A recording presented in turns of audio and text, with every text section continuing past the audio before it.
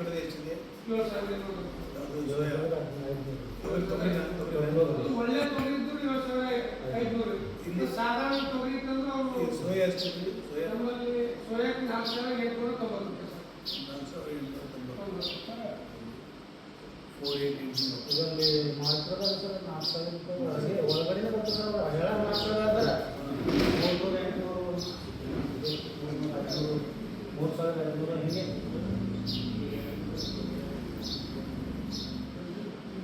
ಹಿಂಗೆ ಫೋನ್ ಮಾಡಿದಾಗ ಬೆಂಗಳೂರಾಗ ಇದ್ದಾಗ ರಿಜಿಸ್ಟ್ರೇಷನ್ ಹಾಕೊಂಡು ಹೋಗ್ಬಿಟ್ಟಿಲ್ಲ ಸರ್ ರಿಜಿಸ್ಟ್ರೇಷನ್ ಆದವರು ಟೈಮ್ ಆಗಿ ಅದನ್ನು ಕಟ್ಟಿಕೊಡ್ತೀವಿ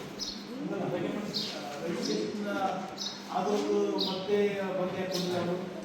ನಮ್ದು ಮುಗಿತು ಟಾರ್ಗೆಟ್ ಹೌದು ಸರ್ ಅಂದರೆ ರಿಜಿಸ್ಟ್ರೇಷನ್ ಮಾಡಿಕೊಂಡು ಅವ್ರು ಟಾರ್ಗೆಟ್ ಬಂದ ತಕ್ಷಣ ಬಂದ್ಬಿಡೋದು ನಾವು ರಿಜಿಸ್ಟ್ರೇಷನ್ ಎಷ್ಟು ಮಂದಿ ಮಾಡಿದ್ರೆ ಆ ಜವಾಬ್ದಾರಿ ವಹಿಸಿಲ್ಲ ಈ 100 ಜನ ರಿಜಿಸ್ಟ್ರೇಷನ್ ಅಂದರೆ ಅವ್ರ ಟಾರ್ಗೆಟ್ 60 ಮುಗೀತು 40 ಮಂದಿ ಹಂಗೆ ಉಳಿದ್ರು ಕಮಿಷನ್ ಮಾತಾಡ್ತೇನೆ ಮತ್ತೊಂದೇನು ಮಾಡಿರಿ ಸರ್ ಈಗ ನಾವು ಇಲ್ಲಿ ರೈತರು ಬಂದು ಸೋಯಾಬೀನ್ ಖರೀದಿ ಮಾಡಿದ್ವಿ ಸರ್ ಈ ಲಾರಿ ಅಂತ ಸಮಸ್ಯೆ ಏನು ಮಾಡ್ತೀವಿ ಸರ್ ಸರ್ ಅದು ಆ್ಯಕ್ಚುಲಿ ಇವ್ರೇನು ವಿಲೇಜ್ ಅಕೌಂಟೆಂಟ್ ಇರ್ತಾರಲ್ಲ ಸರ್ ಅವರು ಮಾಡಿರ್ತಾರೆ ಇದು ಅವ್ರೇನಾರ ಕರೆಕ್ಟ್ ಸ್ಪಾಟಿಗೆ ಹೋಗಿ ನೋಡ್ಕೊಂಡು ಮಾಡಿರ್ಬೇಕು ರೀ ಅವ್ರು ಸ್ಪಾಟಿಗೆ ಹೋಗ್ಲಾರ್ದೆ ಮಾಡಿಬಿಟ್ರು ಅಂದ್ರೂ ಅದು ರೈತರಿಗೆ ತೊಂದರೆ ಆಗ್ತದೆ ಅಂಥದ್ದು ಎಷ್ಟು ಪರ್ಸೆಂಟ್ ಇಬ್ಬರು ಬಂದರು ಸರ್ ರೈತರು ಅವ್ರ ಹತ್ರ ಪ್ರೆಸೆಂಟ್ ಆಲ್ರೆಡಿ ತೊಗರಿ ರಾಶಿ ಮಾಡಿದವ್ರು ಅದಾರ ರೀ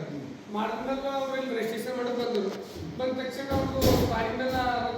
ಹೊಡೆದ್ಮೇಲೆ ಅವ್ರ ಹೊಸ ತೊಗರಿನೇ ಕಾಣಿಸ್ತಾ ಇಲ್ಲ ಇದ್ರಾಗ ಆನ್ಲೈನ್ ಮಾಡಲ್ಲ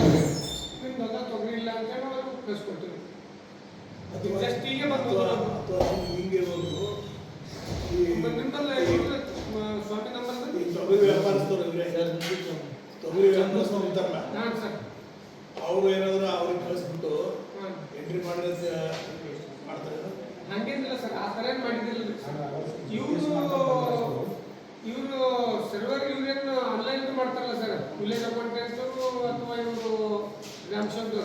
ಅವ್ರಿಂದ ಆಗಿತ್ತು ಸರ್ ಇದು ಸರ್ವೆ 10% ಇದ್ದಾರೆ ಏನು ಮಾಡೋಕ್ಕಾಗಲ್ಲ ಏನಿಲ್ಲ ಸರ್ ಆಮೇಲೆ ಮತ್ತೊಂದೇನಾಗ ಸರ್ ಈಗ ಒಬ್ಬರು ರೈತರು ಇರ್ತಾರೆ ಅವ್ರ ಬಳಿ 30 ಗುಂಟೆ 20 ಗುಂಟೆ ಅಥವಾ 35 ಗುಂಟೆ 1 ಎಕರೆ ಒಳಗೆ ಜಮೀನು ಇರ್ತೀವಿ ಒಬ್ಬರು ಹೆಸರು ಅವ್ರದಂತೂ ಇವಾಗ ಹಿಡಿತಾನೆ ಇಲ್ಲ ಸರ್ ಗುಂಟೆ ಅಂದ್ರೆ 1 ಎಕರೆ 40 ಗುಂಟೆ 1 ಎಕರೆ ಸರ್ ಈಗ ಒಬ್ಬರ ಹೆಸರು ಮೇಲೆ 30 ಗುಂಟೆನೇ ಇರ್ತೀವಿ ರೀ